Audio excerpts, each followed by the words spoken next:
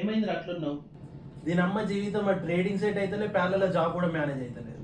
దానికి ఎందుకు అంత టెన్షన్ పడుతున్నావు? డైలీ ఒక 20 minutes టైం స్పెండ్ చేయి. నేను చెప్పబోయే ప్రాసెస్ మొత్తం ఫాలో అవ్వు. నేను చెప్పిన ఈ 3 సెటప్స్ చేసుకో. చార్ట్ ని 2 minutes టైం ఫ్రేమ్ లోకి మార్చుకో. ఇండికేటర్స్ లోకి వెళ్ళి 20 EMA యాడ్ చేసుకో. In the same way 200 EMA కూడా యాడ్ చేసుకో. నువ్వు ఆల్రెడీ ఇండెక్స్ లో ఆప్షన్ ట్రేడింగ్ చేస్తున్నట్టయితే దానికి మస్తు సెట్ అవుతుంది నేను చెప్పబోయే స్ట్రాటజీ. చెప్పినాక ఇంత సింపుల్ అనిపిస్తుంది బట్ చాలా effective. Previous day 2 minutes chart ఎలా ఉందో అబ్జర్వ్ చేయాలి. నేను స్క్రీన్ మీద చూపించినట్టు చార్ట్ ఉంటే మీకు పక్కా నెక్స్ట్ డే ట్రేడ్ దొరికే ఛాన్స్ ఉంటుంది. 20 EMA 200 EMA and candle stick 3 ఇలా ప్యారలల్ గా ఉండాలి.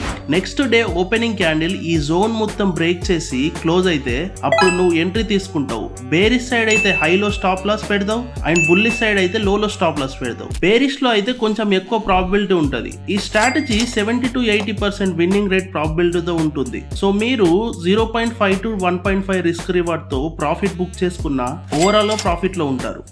ఇప్పటివరకు నేను చెప్పిన ప్రాసెస్ జస్ట్ బేసిక్ మాత్రమే. ఇలాంటి వీడియోస్ మన ఛానల్లో వస్తూనే ఉంటాయి. అవి అస్సలు మిస్ అవ్వకుండా ఉండాలంటే మన ఛానల్ని వెంటనే సబ్స్క్రైబ్ చేసేయండి.